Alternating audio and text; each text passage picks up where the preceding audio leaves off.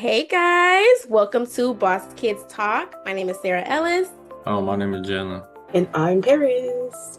Yes, guys, and today we have a very informational video that we want to talk to you guys about today. This one is going to be a little bit more serious, so just a small trigger warning.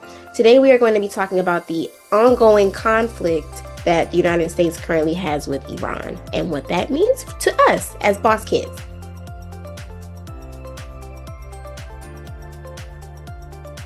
So I'm going to read through this thing that I have pulled up. The United States is not currently in a formal state of war with Iran. However, the two countries have a long history of tense relations, periodic confrontations, and indirect conflict, which can sometimes make the situation appear warlike. Here's a clear breakdown of the current and historical context. Diplomatic relations have been severed since 1980, but both countries maintain interest in each other's regions and engage through third-party international bodies and occasional back-channel talks. The root of tension comes from initially in 1953, there was a CIA-backed coup. The United States and the UK orchestrated the overthrow of Iran's democracy-elected Prime Minister Mohammad Mossadegh. Reinstating the Shah, this created lasting distrust. In 1979, we had the Iranian Revolution. The Shah was overthrown, and the U.S. embassy in Tehran was seized, holding 52 Americans hostage for 444 days. This severed diplomatic ties. See, I don't do things like that, so I would have no knowledge of these things. In 1980 to 1988, we had the Iran-Iraq War. The U.S. supported Iraq, providing intelligence and materials, some of which were later used in chemical attacks. And then, since the early 2000s, the U.S. and allies have been concerned about Iran's nuclear program, fearing it could develop nuclear weapons. Iran insists its program is for peaceful purposes. So some recent flashpoints that we've seen that give us context to what's going on today. In 2015, we had the nuclear deal. The U.S., Iran, and world powers agreed to limit Iran's nuclear activities in exchange for sanctions relief. The U.S. withdrew in 2018 under President Trump, reimposing harsh sanctions. In 2020, there was the killing of Qasem Soleimani. I hope I didn't butcher that, I probably did. A major escalation occurred when the U.S. assassinated Iranian General Qasem Soleimani in Baghdad. Iran responded with missile strikes on the U.S. in Iraq. There were no deaths. United States bases in Iraq, and there were no deaths. Through that, we had some proxy conflicts. The U.S. and Iran often confront each other directly, indirectly. In Iraq and Syria, U.S. troops have clashed with Iran-backed militias. In Yemen, the U.S. supports Saudi-led forces fighting the Houthis, who are backed by Iran. And in the Red Sea, the Houthi attacks on shipping have drawn the U.S. and UK military responses. So currently in 2026, there's no direct war, but there is ongoing hostility.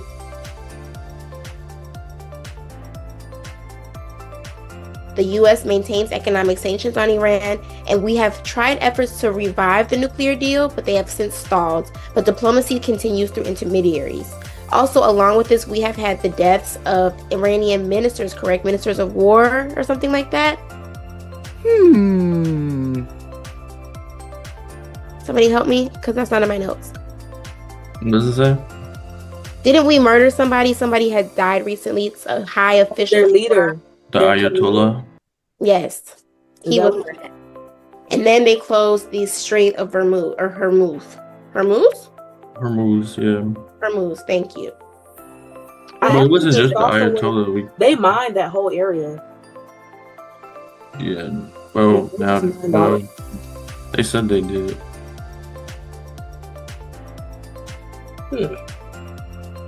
Wait, they said they closed it? Is that what you're talking about? Yeah, they closed it to mine it all up.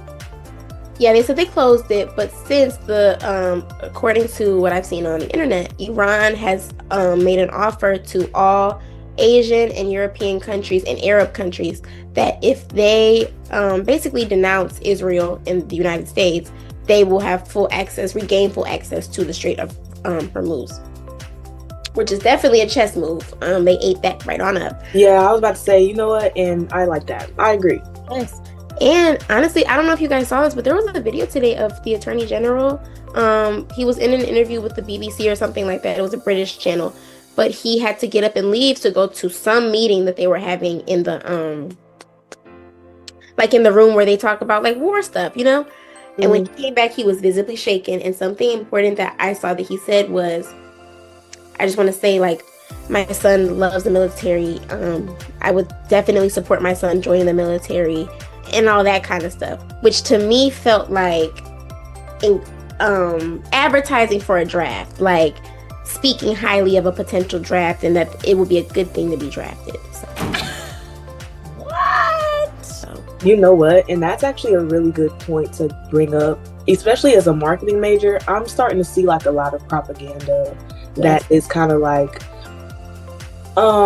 putting it subtly in people's face, like, oh, like this is what the draft is, and this is how long we've had the draft, and this is why we have it, and this is what you can expect. And I'm like, what I can expect? Why would I need to expect anything? I don't want to fight for the country, actually. I'm good. I just started living. I don't want to do that. But I'm starting to see like little slides on Instagram about it. It's kind of getting a little real.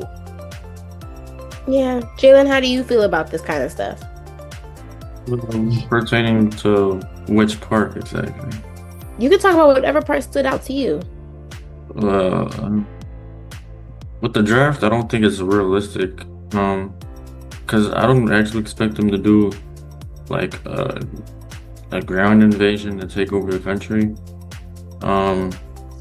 Because one, in order to do that, you need like public support, and there's not really any public support for this war. And there's not public support for a war. It doesn't generally work out. Like the Vietnam War, I know that Paris was talking about. It doesn't really, well, just our objectives, and well, also in the news article it said like they're technically not calling it a war or whatever, but I would argue that they're like, the government is just saying it's not a war for like legal reasons, because to go to war you actually have to go through Congress and whatnot. So if they did call it a war, like it would technically be like super unconstitutional, even though what they're already doing is technically already unconstitutional. Yeah. That's what I can think about for now. You win, as usual. How do you guys feel about the fact that we're going into this combat behind Israel? It's not, and it has nothing to do with the United States.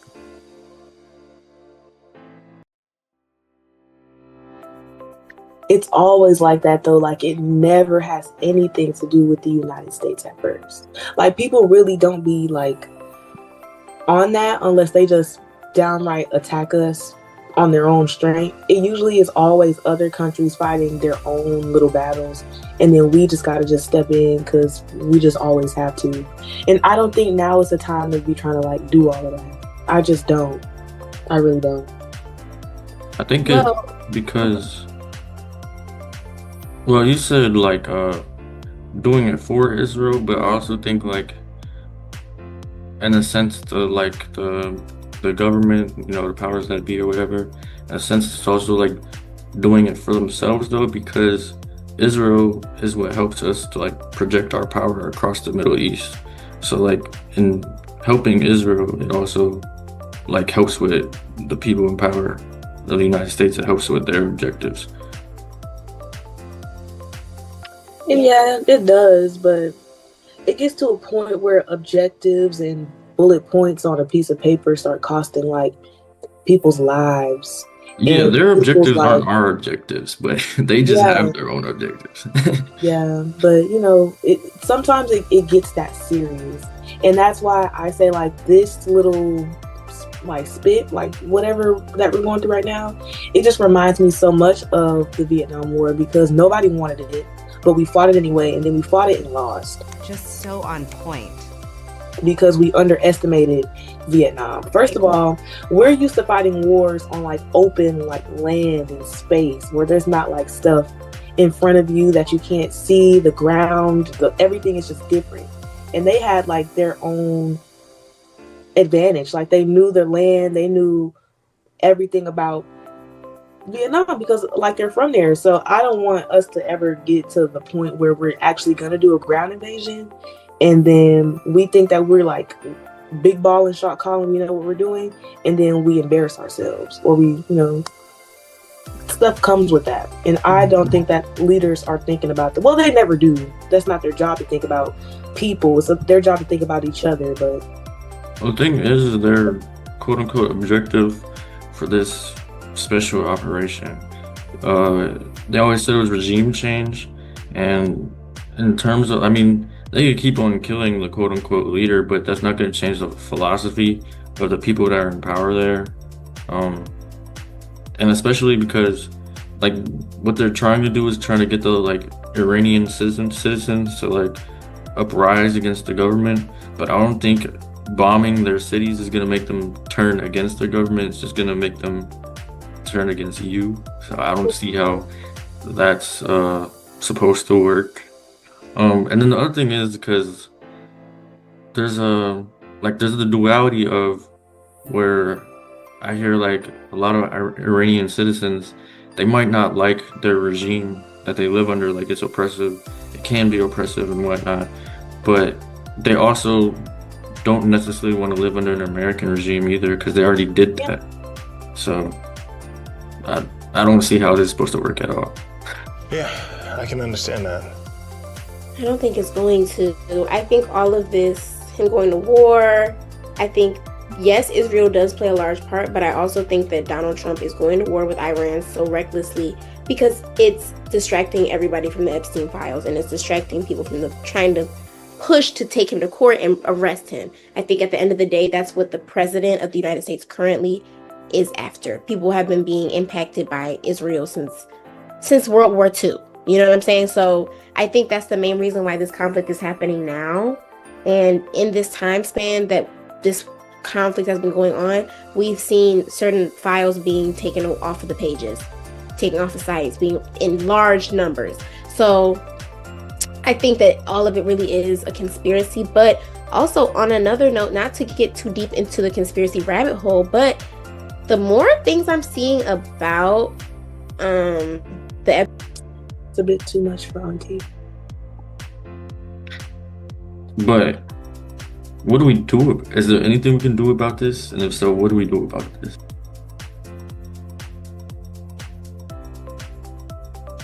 That's a great question. Short answer, vote. Long answer, I believe that we have to completely dismantle this everything. They say it takes 250 years for a dynasty to fall, and the United States has been alive for about 250 years. So I feel like all of this is the end of what we now currently know as the United States. I think a lot of things are set to collapse very soon. And I take it as a good thing. So people may take that as something scary, but I think this whole thing needs to be knocked over.